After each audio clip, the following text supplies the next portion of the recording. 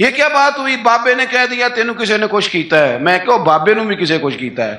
تائیں جدیاں گلاں کردا بیوقوف والیاں. اس کو سمجھاؤ اس طرح کی حرکتیں نہیں کرنی چاہیے. بندہ بیچارہ بدگمان ہو جائے گا. ہر دشمن کے بارے میں بدگمانی کرے گا. کبھی کہے گا چاچی نے تعویذ کر دی ہے, کبھی کہے گا وہ میری بھابھی نے تعویذ کر دی. کیوں آپ لوگوں کے دلوں میں بغض پیدا کراتے ہیں؟ اللہ کا خوف نہیں آتا کیا؟ کس طرح کا مذاق بنایا ہوا. اور قوم اس کو سمجھ ہی نہیں آتی. وہ تجھے جو کچھ بھی ہو جائے, کالا جادو ہو جائے یا نیلا ہو جائے, میرے اور تیرے رسول نے فرمایا ہے تم گھر میں سورت بقرہ پڑھو, تمہارے گھر سے جن بھی بھاگ جائے گا اور شیطان بھی بھاگ جائے گا. اسوہ حسنہ ہمیں یہ سبق دیتا ہے کہ اپنا ٹائم اپنی ذمہ داریوں پہ خرچ کریں, ادھر ادھر ٹائم نہ ضائع کریں. ہمارا ٹائم دوسروں کی ذمہ داریوں کا پتہ کرنے میں خرچ ہوتا ہے. یعنی جہاں بھی لوگ بیٹھیں گے کہیں گے فلانا کچھ بھی نہیں پہ کرتا, فلانا پیر دیکھو نا کڈا تگڑا ہے, کوئی کام نہیں کرتا, فلاں آدمی دیکھو کتنا مالدار ہے. تو یہ تو آپ کا ذمہ ہی نہیں. اس نے جو اپنی ذمہ داریوں کا حساب دینا ہے وہ اس نے اللہ کو دینا ہے. میری بات کی سمجھ آ رہی ہے؟ دیکھیں نبی پاک علیہ السلام نے دیوس کو پسند نہیں کیا. یعنی اس کے گھر میں بے حیائی ہو رہی اور کہ میں شریف آدمی ہوں, کسی کو کچھ کہہ ہی نہیں سکتا. یہ دیوس ہے, بے غیرت ہے. کہ گھر کے اندر بے حیائی ہو رہی اور کہتا جی میں شریف ہوں, یہ شرافت نہیں ہے. شریعت اسلامیہ غیرت مندی کا سبق بھی پڑھاتی ہے. تو میرے نبی پاک علیہ الصلوۃ والسلام نے تصوف کا, طریقت کا, عبادت کا, معرفت کا یہ والا ذوق بھی دیا اور پورا دیا, اور اسے بھی چھوڑا نہ کریں. آپ یقین کریں جتنا مزہ سجدے کا ہے, کمال ہو گئی جتنا مزہ. ایک نا دوست میرے پاس آئے تو بڑے پریشان تھے اور ان کی چہرہ بتاتا تھا کہ بڑا رو رو کے آئے. پھر آ کے انہوں نے مجھ سے شکایت کی کہ اس طرح فلانے نے کہا ہے, یہ والی تکلیف دی ہے. تو حضرت صاحب کیا کریں, لوگ بلا وجہ الزام لگاتے ہیں. میں نے آخیا سچ دس کرما لیا جنہ سواد اج سجدے دا آیا ہی پہلا بھی کدی آیا صحیح.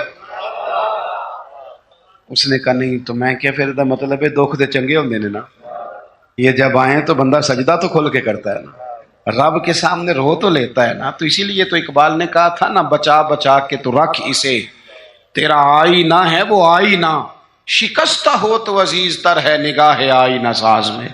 ٹوٹے ہوئے دل تو بڑے کمال ہوتے ہیں, ٹوٹے ہوئے دل تو بڑے کمال ہوتے ہیں. محبت کے لیے دل ڈھونڈ کوئی ٹوٹنے والا, محبت کے لیے دل ڈھونڈ کوئی ٹوٹنے والا. یہ وہ شے ہے جسے رکھتے ہیں نازک آبگینوں میں. میرے عزیز نبی پاک صلی اللہ علیہ وسلم نے وہ والا سبق بھی دیا, اور ساتھ حضور نے مضبوط آثار.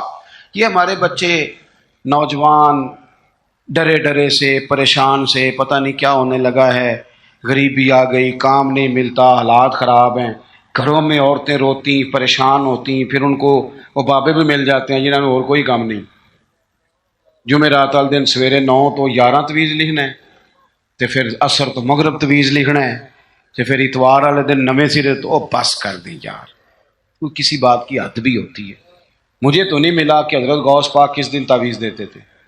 تعویذ جائز ہے پر کون سا ٹائم رکھا ہوا تھا حضرت غوث اعظم نے بتائیں تعویذ دینے کا؟ کوئی بتائے حضرت بہاؤالحق نقشبند بخاری کس تاریخ کو تعویذ لکھتے؟ خواجہ اجمیر کی کون سی تاریخ تھی تعویذوں کی؟ وہ تعویذ نہیں دیتے تھے, وہ جو آتا تھا اسے رسول اللہ کا دین دیا کرتے تھے. وہ قرآن و حدیث کے سبق پڑھایا کرتے تھے. واپس آؤ, اصل کی طرف سفر کرو. یہ کیا بات ہوئی؟ بابے نے کہہ دیا تینوں کسی نے کچھ کیتا ہے. میں کہو بابے نو بھی کسی کچھ کیتا ہے. تائیں جدیاں گلاں کردا بیوقوف والیاں. اس کو سمجھاؤ اس طرح کی حرکتیں نہیں کرنی چاہیے. بندہ بیچارہ بدگمان ہو جائے گا. ہر دشمن کے بارے میں بدگمانی کرے گا. کبھی کہے گا چاچی نے تعویذ کر دی ہے, کبھی کہے گا وہ میری بھابھی نے تعویذ کر دی. کیوں آپ لوگوں کے دلوں میں بغض پیدا کراتے ہیں؟ اللہ کا خوف نہیں آتا کیا؟ کس طرح کا مذاق بنایا ہوا. اور قوم اس کو سمجھ ہی نہیں آتی. وہ تجھے جو کچھ بھی ہو جائے, کالا جادو ہو جائے یا نیلا ہو جائے, میرے اور تیرے رسول نے فرمایا ہے تم گھر میں سورت بقرہ پڑھو, تمہارے گھر سے جن بھی بھاگ جائے گا اور شیطان بھی بھاگ جائے گا. تو پڑھو نا جو نبی پاک نے تعویذ دیا ہے, اس سے آگے کو تعویذ ہو سکتا ہے؟ چھوڑ دیں ادھر ادھر بھاگنا. اور بڑا مسئلہ ہو تو سورہ فلق اور ناس پڑھ کے سویا کریں. یہ دم ہمارے نبی پاک نے بتایا ہے. تو ساڈے نبی دی زبان ساڈے واسطے قرآن, اس لیے یہ کچی پکی باتیں، بزدلوں والی باتیں، وہ سام سے ڈرنے والے بعد میں رسیوں سے بھی ڈرنا شروع ہو جاتے ہیں۔ ابھی تک یار مطلب اب تو مجھے غصہ آتا ہے، اتنا بڑا قد کاٹ ہے، جوان ہے، دور سے آ گیا کہتے ہیں پیر صاحب کئیاں بندیاں نے میری کتاب کٹی ہے، انہیں میں نے دسیا بھی تینوں کسے کچھ کیتا ہے، اور میں نے کہا یار پاس کر، مطلب اتنا تو جوان آدمی ہے، تیری تو بات سن کے غصہ آ رہا ہے، کیا تو بات کرتا ہے؟ اللہ سے ڈر، اٹھ باندھ کمر کیوں ڈرتا ہے، پھر دیکھ خدا کیا کرتا ہے۔ اپنے اندر ہمت پیدا کریں، سنیں۔ حضرت انس بن مالک رضی اللہ تعالیٰ عنہ فرماتے ہیں، یہ اسوہ رسول کانفرنس ہے نا، تو دیکھیں ہمارے صحابہ ہمارے سامنے حضور کا اسوہ، حضور کے صحابہ کیا بیان کرتے ہیں۔ حضرت انس بن مالک کہتے ہیں ایک رات مدینہ شریف میں کونے سے خوفناک آواز آئی،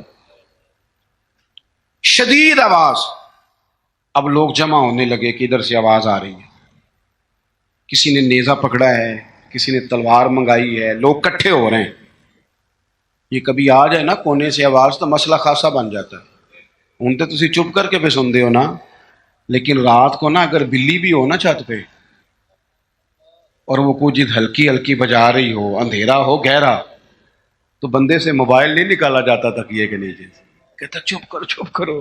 لیکن تقریریں کرنا سننا آسان کا نا، وہ کہہ دیتے ہیں سن لیتے ہیں بات ختم ہو جاتی، لیکن اس کی گہرائی میں تو اترے نا حقیقت کیا ہے۔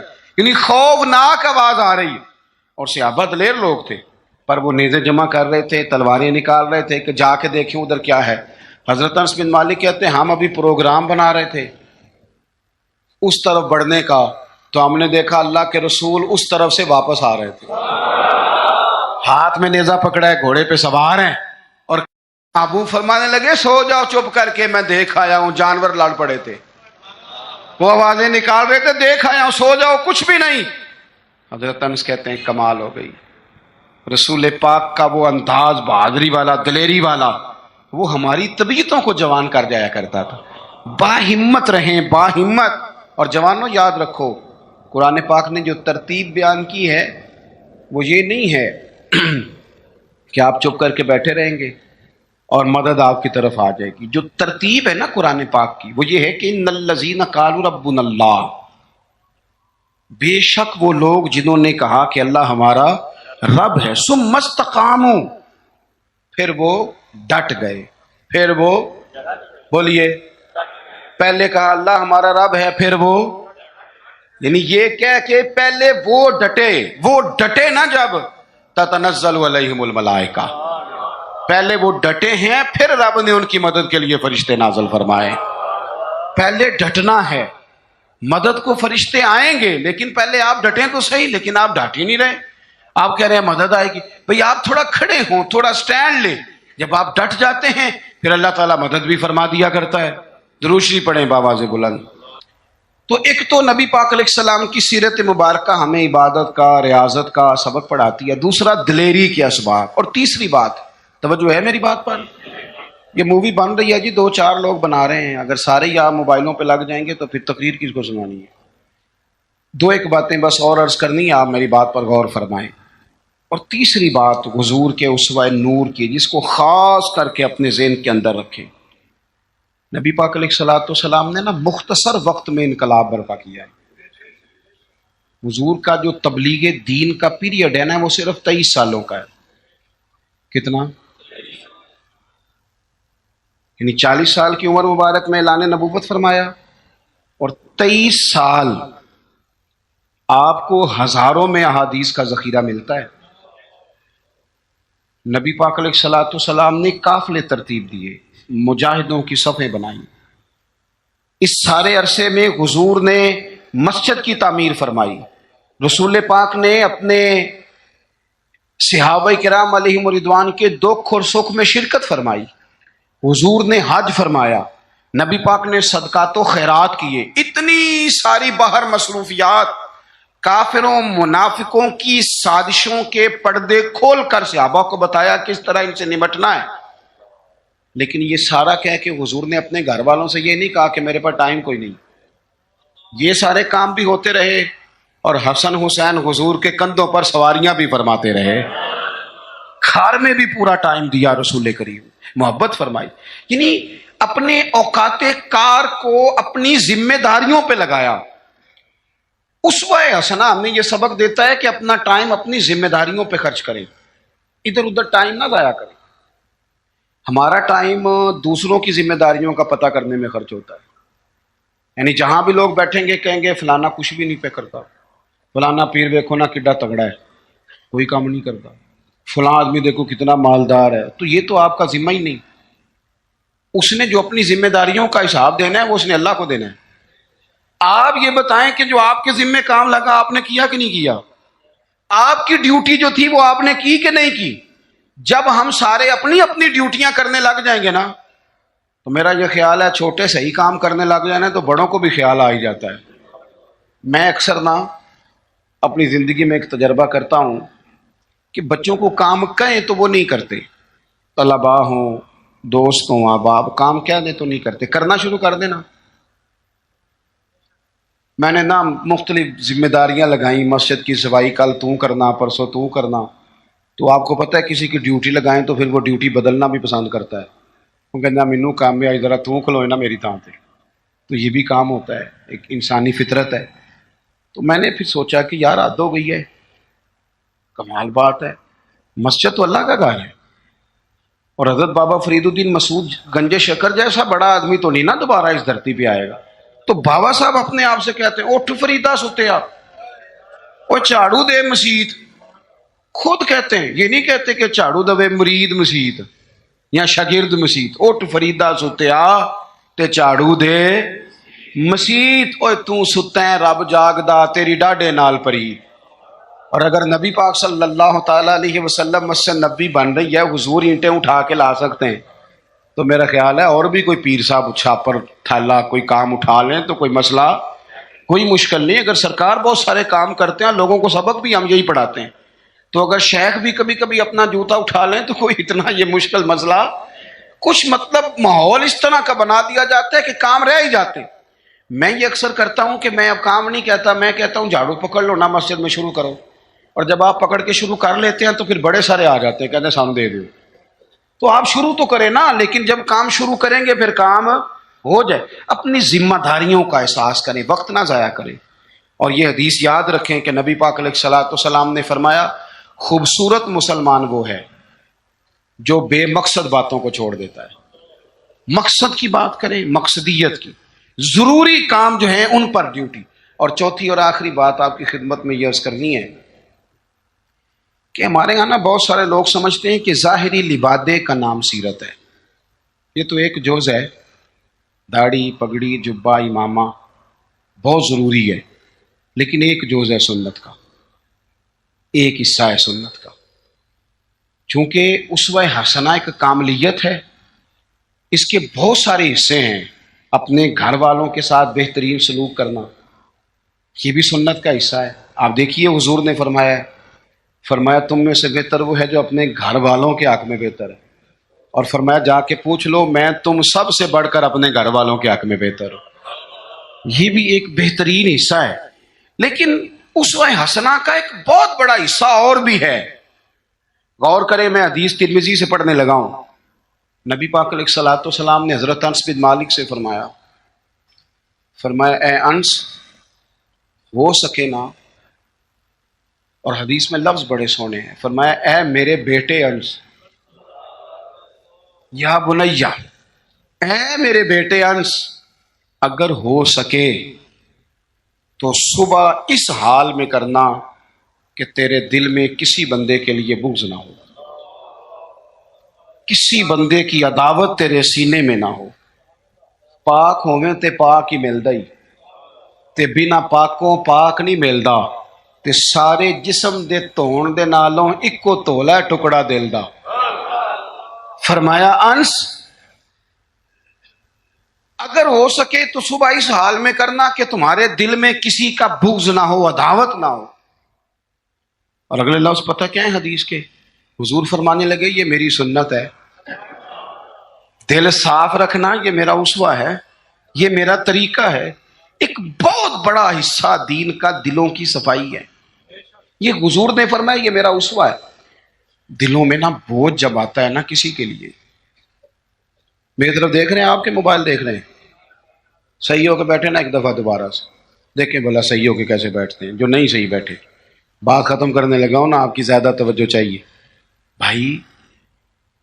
جب آپ کے دل میں کسی کے بارے میں حسد آتا ہے یا بغض آتا ہے یا عداوت آتی ہے تو صرف اس کو نقصان نہیں ہوتا، سب سے زیادہ نقصان آپ کو خود ہوتا ہے، سب سے زیادہ خود ہوتا ہے۔ ہمارے صوفیاء نے ایک عنوان بیان کیا جسے شماتت کہتے ہیں، یعنی کسی کو تکلیف میں دیکھ کے خوش ہونا۔ یہ بہت بڑا بوجھ ہے۔ نبی پاک صلی اللہ علیہ وسلم نے فرمایا کسی کی تکلیف پر کبھی خوش نہ ہونا، ورنہ اللہ تعالیٰ اسے اس تکلیف سے نجات دے دے گا اور تمہیں اسی میں مبتلا کر دے گا۔ کیا کہا تھا میاں صاحب نے؟ دشمن مرے تو خوشی نہ کریے، اللہ کرے تو انو سمجھ آئے۔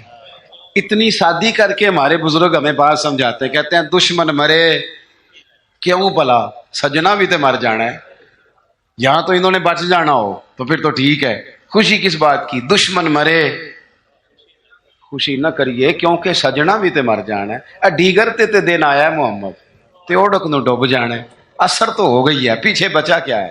جانے کا وقت تو آ گیا۔ دل کے اندر بوجھ نہیں، آپ تنگ ہو جائیں گے، ورنہ ہر وقت اسی کے بارے میں سوچیں گے اپنا کام رہ جائے گا۔ نکل آئیں اس معاملے سے بالکل آزاد، دل صاف، جو کر رہا ہے وہ اللہ کو حساب دے لے گا۔ اور اگر کبھی کسی کے لیے کرنا بھی ہو تو یہاں اسے دعوت دیں دین کی، یہاں اس کے لیے دعا کریں۔ ہم ساری زندگی لوگوں کو ڈسکس کر کے گزار دیتے ہیں، اپنی طبیعت سے بوجھ اتاریں۔ حسد، بغض، عداوت، کینہ، یہ سب بوجھ ہیں، یہ آپ کے دل کو وزنی کر دیں گے۔ آپ مشکل درویش کہتے ہیں ویسی کسی دے کچھ بھی نہیں لگتے تے نہ کوئی ساڈا دردی۔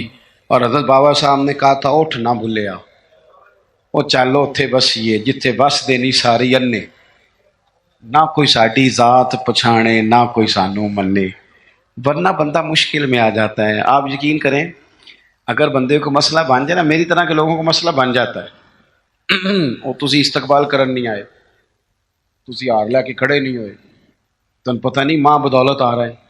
میں نے دیکھا ہے کہ جناب اتنی خستہ حالت ہو جاتی ہے، اور یہ کئی سیاسی سماجی لوگ، میں علاقے کا بڑا ہوں، میں یہاں سیاسی آدمی ہوں، میں سماجی، وہ بیچارے جلسہ سنن آ جان نا سرکار دی محفل، تو وہ بھی پیچھے بہ کے نہیں سن سکتے، وہ پہ تون اچھی کر کے نقیب نو دس دینے میں آ گیا ہوں، تیری مہربانی کر کو میرے نام دا بھی اللہ کسی طریقے۔ تو یہ تو دکھ ہے اندر کا، یہ تو آپ کو چھوٹا کر دے گا۔ بڑا تو بڑا ہی ہوتا ہے، وہ یہاں بیٹھے پھر بھی بڑا ہی ہے، وہاں بیٹھ جائے تو پھر بھی بڑا ہی ہے، صدر ایوان صدر میں ہو پھر بھی صدر ہے، اور اپنے گھر چلا جائے تو پھر بھی، یہاں کسی چیز کا افتتاح کرنے آ جائے تو پھر بھی۔ تو یہ بوجھ اتار دیں، حضور نے فرمایا یہ بھی میرا اسوہ ہے، اتار پھینکے آپ یقین کریں آپ روٹین کی زندگی جیئیں گے، آپ سکون میں آ جائیں گے۔ ہماری کئی دفعہ شان ہوتی کوئی نہیں میری طرح کے بندے کی، لیکن وہ خود ہی اپنی شان بنا لیتا ہے۔